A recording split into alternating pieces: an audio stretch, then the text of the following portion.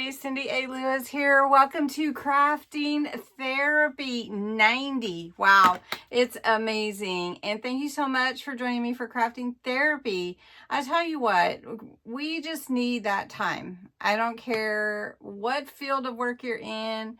If you're a busy mom, which is work in itself, if you work all day, every day, there needs to be some time set aside to just blow off that work, that schedule, and then just have fun with doing something with your hands, creating, getting inspired, and that's what crafting therapy is. Anyway, I won't keep just chatting. Thank you for joining me on April's Subscriber Appreciation Month on my channel, and you are so important to me. Say hello below if you can. This is going to be an interesting video, I think. I get a number of people that don't have access to certain paper pads that I use or certain tools that I use, and sometimes I feel like if I could just give you some ideas to inspire you to use what you have. So we're crafting our stash today. So there are going to be bloopers today, just to let you know. Paper Studios, this paper pad I got half price or something like that from Hobby Lobby when it was on sale. So piece of a scrapbook paper, one piece. And then I have these scraps all left over from my entry for Paper Terrace's Dollar Tree Junk Journal Challenge, where you could only use the things that you purchased. So we're going to do that with one piece of paper and what's left over in there. And we're going to make a small 8x8 junk journal, and we're going to use junk, and we're going to sew it together though. That will be great. And we're going to do it all today. Let's do it. In all reality, I can use whatever I have at home, like my ink pads and stuff like that. But as far as constructing the journal, we're going to use the leftovers here, and we're going to use one piece of paper from that paper pad. And I'm going to try not to drop anything else today. So to make the journal, I like to use 8x8. That's a nice size. And this is a real pretty side. So I like this side. So I just look at the paper. This is a 12x12 sheet. So I do want this to be in the front of my journal. So I'm just going to cut it 8x8. And I'm going to save that to use. And then I'm going to cut it 8 here. You don't have to make it 8x8. You can make it whatever size that you are comfortable with and you would like. All right, so this is going to be the cover for my journal. Now, you can see this page already had some inking look to it. So I am going to do it all the way around just to give my paper some consistency before I sew anything together. So you can score it, but if you don't have a scoring pad, I'm just going to fold it in half, line it up really nicely, and make sure it's even. And then I'm going to burnish that score line. Now, if you don't have a bone folder, which is a scoring tool that will help you have crisp edges, you can just use a pair of scissors. Makes it look a little bit more professional, just FYI. Okay, so we've got that ready to go. Now we just need to find the insides for the journal. Now I have some leftover tracing paper. We'll put that aside. I do have some watercolor papers that I used. I have some cards. That would be pretty to put in there. I have an envelope. Nice, we've got that. Got some graph paper. Let's see what else we have here. Just gonna, oh yeah, this is so pretty. This is accent though, right? We could make a pocket out of that. So this is from the paper towels that I use to cover the counter whenever I coffee dyed all my paper for that journal. So then you just spritz it, put it together, and emboss it if you have an embossing folder. But I'm just going to set that aside for now. Got some fun papers from a scrap pad. That would be pretty to put in there. I do have some more papers we can use for decorating or embellishing later. Have these watercolor pages. I'm not sure. I have some like that. That are, oh, I like that one all right. Let's see. I used a lot to make pockets and everything. I do have a few seals left. A bunch of little scrap from the scrap they have scrap bags, you know, like little grab bags. But I do have some paper bags, so we can use that.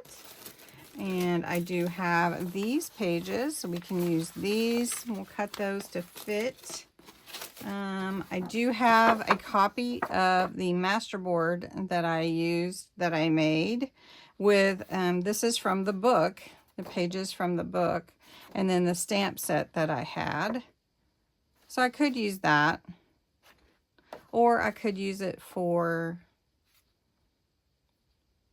pockets, maybe, I don't know. Okay, I've got another piece of graph paper. I have some copy paper here, and I have a big envelope, which we could make an envelope journal too, and I might have enough to do that with, so not in this video. And let's see what else. Oh, I have pages from the book. All right, I think I've pulled enough aside for now. So this is 8 by 8. So anything that's going to fit inside here, I really don't want it hanging out too much. So this will fit good. This paper was in there. I can turn it sideways, or I can turn it up and down. I think we'll just go with it like this and fold it in this way.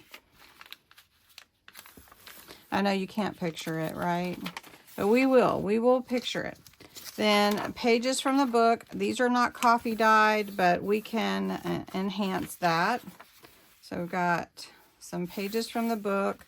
I usually try not to go too much more than 13 in this type of journal. If it was all scrapbook paper, I would go 8. So we've got that. This one, I think I'm going to have to trim this one down because it's going to be too tall and too wide. So we will trim this one and make sure we're a good size. And then these also, I don't think we need all of them. We should probably have one of those. And then we have the paper bag. We'll fold that and see. We may have to just cut the ends off of that. Now this page, I don't think we're going to need that one. And then we have the envelope. Okay, so I need to trim these to make sure they fit in this one. And then, let's see, do these need trimmed also? Yeah, so I'm going to trim these up so they fit inside, and we'll put it together. Okay, now we've picked all of our papers, so we just have to look and see how do we want them to fit in here. Now I've got my paper bag. I cut it on both sides so I'd have pockets. I also did the same with my envelope. So we've got that. We've got this envelope, but we can leave that. Maybe we'll sew it this way, and it'll be an envelope pocket that way. Then we have that sheet. That one already looks vintage. These don't, and this one doesn't. So to get like a vintage look, you can stain your papers and everything. I don't want to take the time right now to work with water. So all I'm going to do is I want to add some vintage color, and then I want to add some like kind of a pink. Maybe we'll go with the tulip, and maybe we could hit it with that one. We'll see. And then I want a turquoise color. Well, let me get that. And then I want to show you how we can just play with some ink colors. All right, so what I'm going to do first is I'm going to just play. So I'm going to take my ink pad, and this is just one of the papers, and I'm just going to go around the page, and then I can smear it like that. I can do the other side too. I'm not using my blending tool, and I'm just smearing some color on there. Just smearing. That's it. Then I'm going to take a little bit of this pink, and I'm going to add to that also. Now this is just creating a background because I don't have time to do coffee dye paper. I don't have time for it to wait. I'm going to take, this is a really juicy pad, so we'll see how this works. And we'll just do that. And just let it create some color. And then I wanted to bring in this blue. Not a whole lot, but just some color. And it looks kind of messy, doesn't it? But then we're going to just do this to the other ones to create an interesting, like, old collage vintage look. And all I'm doing now is vintagizing the edges. So I'm just going around the edge, inking the edges, bringing in that old look. I'm going to do the same thing on the back because you'll see both. And if you don't want ink on your hands, you know, you might want to wear gloves because you're likely to get ink everywhere. All right, so that doesn't even look like the same paper pad, but I am going to take some stamps that I have and add a little bit more to it. Like I said, we're just playing, and I'm just going to use some stamp pads that I have. Now, if you don't have it, that's okay. You don't even have to do this part, but this is just a fun, creative part. And I just wanted to do it and show you. So I'm just not even going to put this on a rock block or any kind of block. I'm just going to get ink on this writing and stamp it because I just want a faint look of writing on the background to get that old look. So you can see kind of how it comes together. And I'm sure you've seen other people do these same types of backgrounds for their journals. And you can have it go off the paper. It can be sideways. Doesn't have to be perfect. You just want the idea of it. And like I said, I'm not even caring if it's perfect or not. Okay, so then we'll set that aside. Then you can just add more. So like I have these fun numbers. I thought it would be fun to add a little bit of that. And I haven't really used this stamp set before. We're just going to have some fun with it. Uh-oh, I'm hitting something. There we go. Oh, that looks pretty cool. Pretty cool. So I'm going to get that off the page a little bit. Maybe I'll put it once more up here at the top. Sideways, diagonals. Put some on this other side.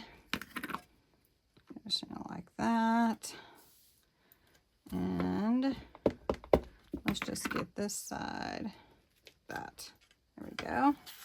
And you can see how fun it is to just play with your papers. And with junk journals, there's just really no wrong. I want to say it's your world. You're creating it. I say have fun doing it. Now, I could do this black. So let's do it black on one side so you can see. And then on the other side, we'll go with a pink flower. So you can see how it kind of sets in the background. I'm just doing a couple of flowers on here. Now, on this side, Maybe we'll do the blue. We don't have a lot of it. This is called Oasis. Let's see if we can get that to come out. Oh, that's pretty. Look how pretty that is. All right, and we'll do one more on this side.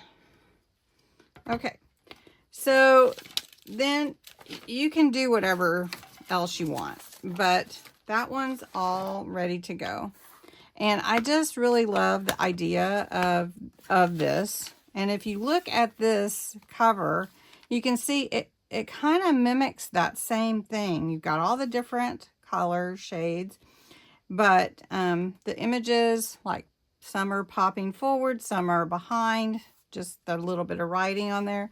So we did the same thing on this sheet. And if you want to tone down your color, just add some more brown. All right, so I'm just going to do a little bit to these, to the envelope and the brown paper bag. Probably just going to add the brown to it. It's called Vintage Photo. It's Distress Oxide. And just play with these papers. So I'm going to do this. I'm probably going to speed the video up, play a little music while I play, and then we'll put the journal all together, and you can see that there's a lot of possibilities in making junk journals. And I just wanted to make sure everybody knows everyone can make a junk journal.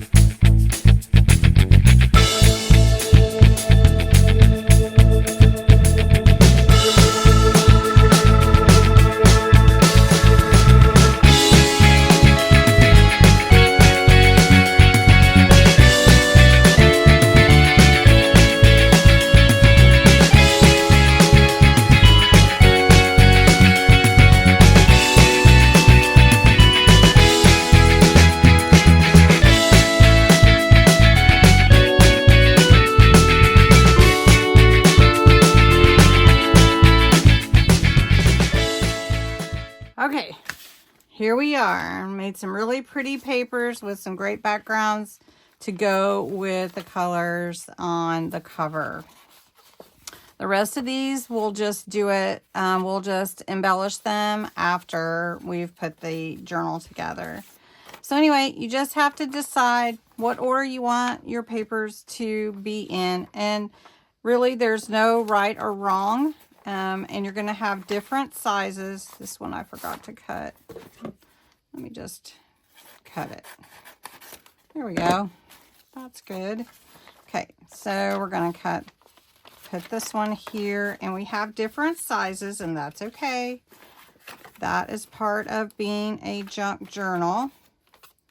And you can put your pages together differently. You don't have to sew them. We are going to sew this one. Let's put this paper here. We'll put this one here. Let's put this one in the bag and then this one in the center. All right, there we go. And then this is going to fit in here, and that's going to create our junk journal. Okay, so to sew them together, you just have to decide where you want your holes, and then I use a needle and thread. I actually use a wax thread. You don't have to use it. I actually use an awl. Again, you don't have to use that. And I use clips to hold it all together to sew it. Well, here is the video all sewn together with the pamphlet stitch. You can see on the inside where I did that and tied around it. And now the journal is all put together just with some leftovers. So craft your stash. Junk journals are the most forgiving craft that you can ever do. And they are treasures. Honestly, they are treasures. So if you need any direction on the sewing, my video wasn't recording, so it's not in this video, but I'm happy to do another. Also, I have other videos with the sewing as well. So if you need to find out how to do that pamphlet stitch, I used my deco needle and some wax thread. So that's all you need. It's easy, and I hope you'll give it a try. Don't ever feel like you can't craft. It's the most forgiving, really and truly. And it's super fun. So anyway, thanks so much for watching. Give the video a thumbs up. Comment below if you like. If you have any questions, let me know.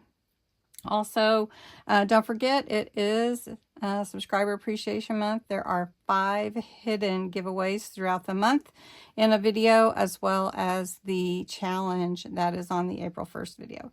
So thanks so much for watching. Have a great day and watch for more videos. And I think I might have to finish this one.